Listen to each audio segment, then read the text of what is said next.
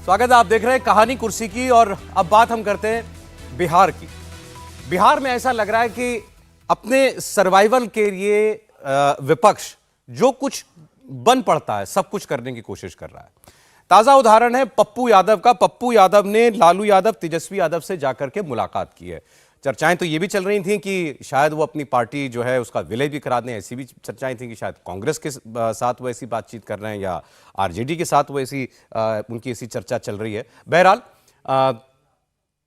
लालू यादव, पप्पू यादव अपने आप को लालू यादव का उत्तराधिकारी कहा करते थे।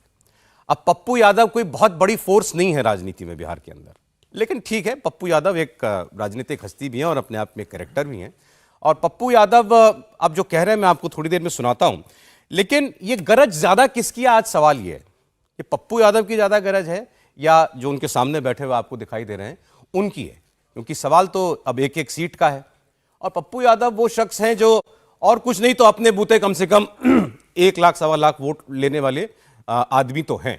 और वो आज की तारीख में वो वोट जितना भी हो तेजस्वी यादव के लिए, लालू यादव के लिए बहुत मायने रखता है। प्रशांत किशोर का एक हाल ही में दिया गया एक स्टेटमेंट आपको याद दिलाना चाहते हैं। उन्होंने ये कहा था कि आरजेडी को यानी तेजस्वी यादव को पिछले चुनाव में, विधानसभा चुनाव में जितना वोट और जितनी सीट मिल गई, इससे ज्यादा उनको अब कभी नहीं आने जा रही है। तो क्या कहीं ये रियलाइजेशन उनको भी है? और शायद इसलिए हमने कहा कि ये अब एक सर्वाइवल का प्रश्न ज्यादा बन गया, क्योंकि अब पिछले चुनाव में एक लोकसभा सीट आरजेडी के पास नहीं थी।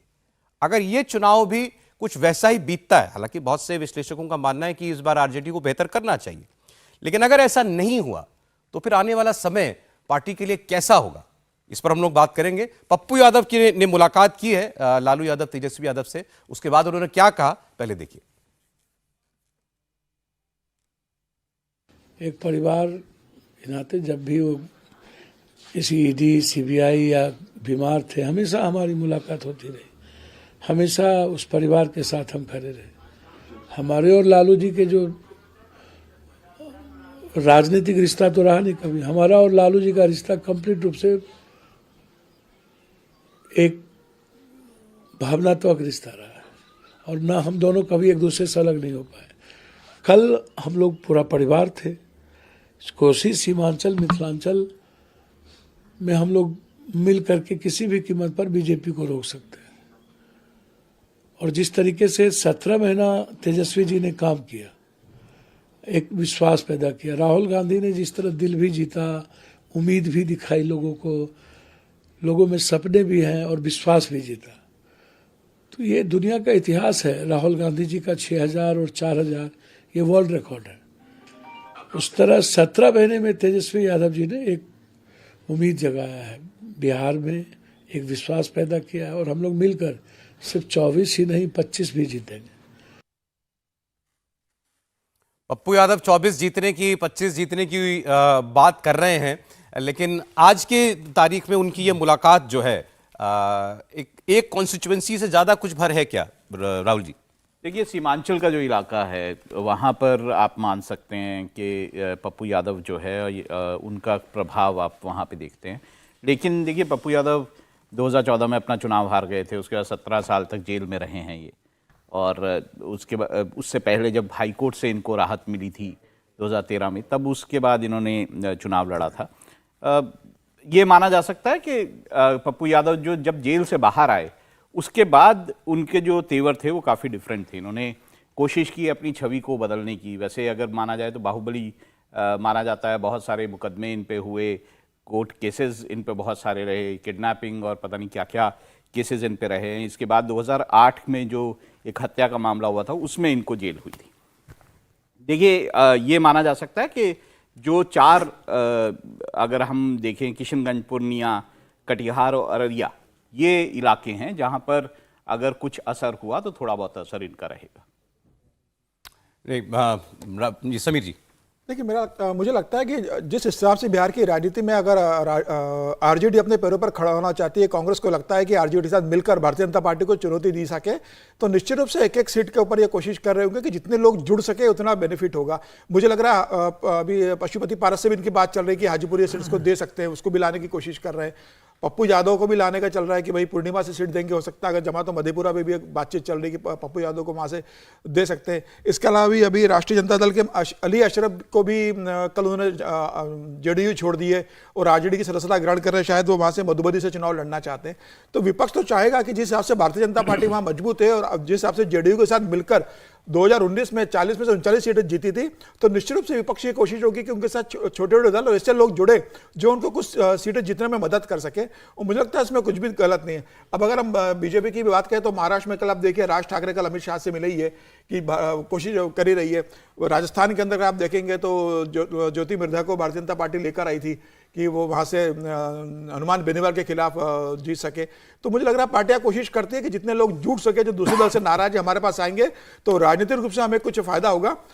राष्ट्रीय जनता दल और कांग्रेस इसी कोशिश में बिहार के अंदर कि जो दल छूट गए हैं, जो व्यक्ति जो प्रभावशाली है, किसी सीट पर प्रभाव डाल सकते हैं, जीतने की हैसियत रखते हैं या लाख, सवा लाख, 1.5 लाख वोट उनके पक्ष में करा सकते हैं, ऐसे लोगों को जोड़ा जाए और लोकसभा में ज्यादा से ज्यादा सीटें जाए, यह उसी की एक कोशिश के रूप में देखा जाना चाहिए।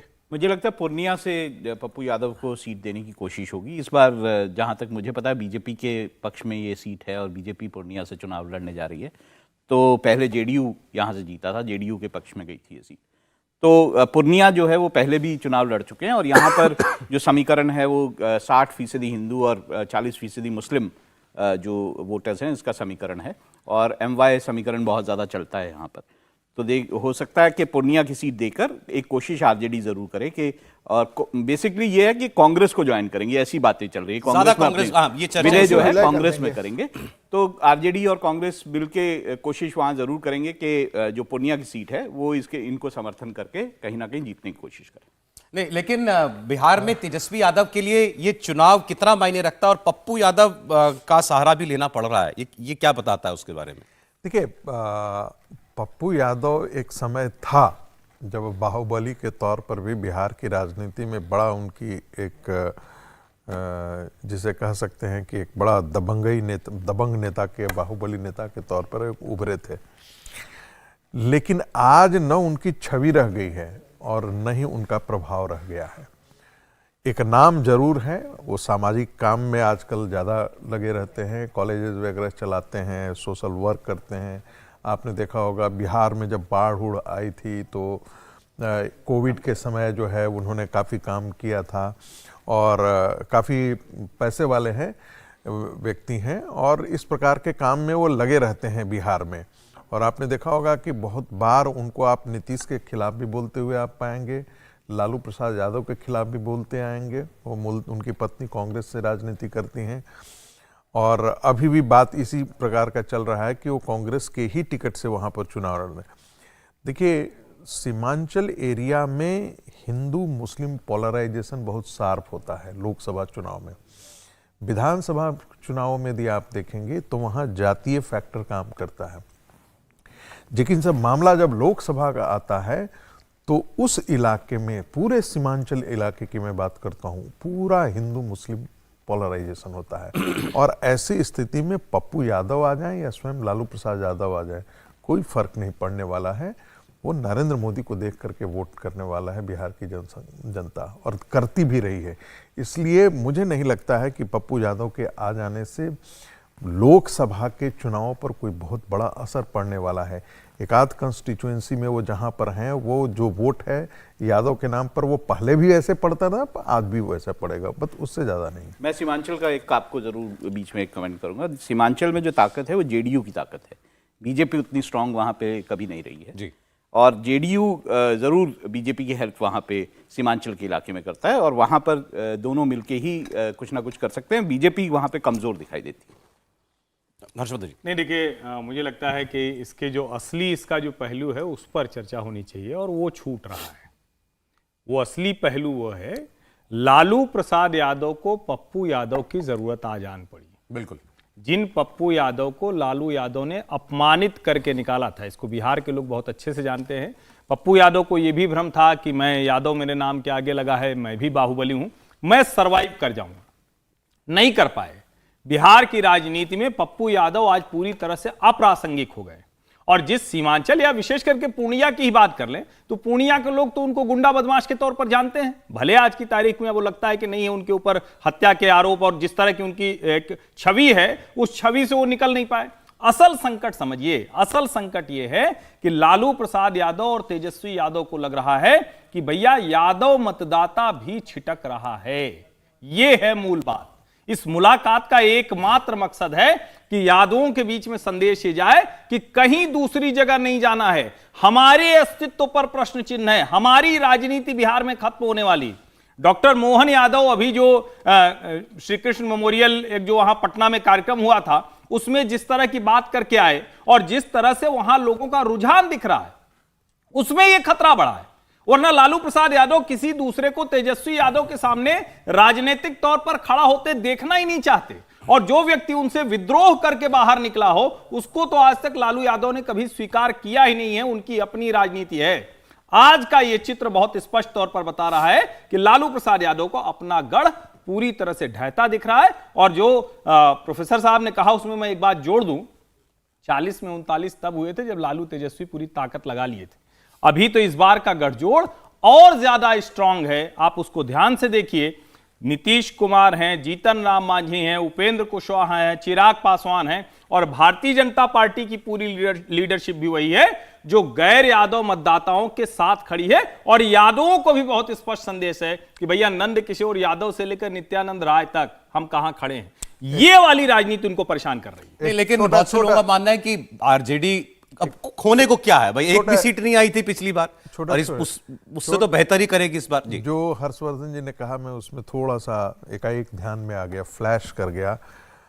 कोई 2 महीना पहले नित्यानंद राय जी ने यादवों का एक सम्मेलन पटना बिहार में किया था, और जो है वो उस सम्मेलन का असर इतना पड़ा कि शाम को लालू प्रसाद यादव को उस पर टिप्पणी करनी पड़ी।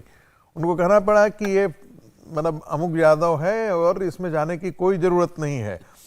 तो जो कह रहे हैं कि सेंध तो लग चुका है, यदि सेंध नहीं लगता तो भारतीय जनता पार्टी के टिकट पर रामकृपाल यादव कैसे जीत करके आते, वो भी लालू जी की बेटी को हरा, वो भी लालू प्रसाद यादव की बेटी को हरा करके। तो ये जो मोनोलिथ जो कैटेगरी है ना कि भाई यादव का सारा वोट यादव को जाता है, ये अपने आप में मिथक टूट चुका है बिहार की राजनीति में। मैं फिर इसलिए कह रहा हूं कि देखिए कोई और कारण था जो आज हम उसका जिक्र नहीं कर रहे हैं, जिसके कारण तेजस्वी को विधानसभा में इतनी पॉपुलैरिटी मिली। लेकिन यह कहना कि लोकसभा में भी उसी प्रकार के पैटर्न होंगे, बिल्कुल नहीं होंगे। लोकसभा में ओबीसी कास्ट भी, ये बात बहुत निश्चित है, उनमें भी एक घर कर गया है कि भाई एक ओबीसी का एक प्रतिनिधि प्रधानमंत्री के तौर पर है। वो कैटेगरी एक क्लास में कन्वर्ट कर गया है, वो कैटेगरी अपने आप में नहीं रह गया, उसमें जातीय सीमाएं टूट जाती हैं फिर कि देखो इस कैटेगरी का एक आदमी प्रधानमंत्री है जिसकी स्पष्ट छवि है, पूरी दुनिया का वो नेतृत्व करने की क्षमता रखने वाला व्यक्ति है। हम इस आदमी के साथ खड़े हो या लालू प्रसाद यादव के साथ खड़े हो, क्षेत्रीय स्तर पर, लोकल स्तर पर वो जाति के नाम पर वोट कर देता है। लेकिन जब बड़ा मैप उसके सामने दिखता है, भारत के नक्शे पर वो जाकर लोकसभा चुनाव का है, तो वो निश्चित तौर पर वो प्रधानमंत्री मोदी के साथ खड़ा होता है। इसमें सिर्फ एक लाइन और, ये एक भ्रम जो हो गया था ना कि यादव राजनीति मतलब गुंडागर्दी की, हल्ला बोल की, दबंगई की। एक बड़ा वर्ग यादवों में है जिनके परिवार के बच्चे पढ़ लिख कर बहुत ठीक स्थितियों में हैं। उनको ये ठीक नहीं लगता कि हर बार यादव राजनीति मतलब गुंडागर्दी वाली राजनीति, मार देने वाली राजनीति, लाठी वाली राजनीति। एक समय में वो प्रासंगिक था जब लालू प्रसाद यादव ने कहा था कि हमने गरीबों के हाथ में, वंचितों के हाथ में लाठी दे दी है सामंतवादी शक्तियों के खिलाफ। आज वो सामंतवादी शक्तियों की परिभाषा भी बदल गई, मानक भी बदल गए। नहीं, लेकिन आज जब ये तस्वीर आपने देखी, फिर एक बार जरा तस्वीर दिखा दीजिए। पप्पू यादव सामने बैठे हैं लालू यादव के, वो तस्वीर। अब जिन लोगों को याद हो लालू यादव का पीक, उनकी राजनीतिक हस्ती का जो पीक था, उसको याद करके जब ये तस्वीर देखते हैं तो क्या लगता है? नहीं, मैं यही कहता हूं कि पप्पू यादव क्या कोई भी ऐसे लालू जी के सामने लालू पसर के बैठ सकता हाँ, है? उसमें जो सबसे स्ट्राइकिंग बात है वो यही है कि पप्पू यादव जैसे बैठे। आपने पप्पू यादव का, आपने जैसे वो एक कुर्सी नहीं होती है स्लाइडिंग वाला, उन्हें पैर फैला हुआ, पैर पूरा खिसका हुआ, वहां तक उनके पैर चले जा रहे हैं।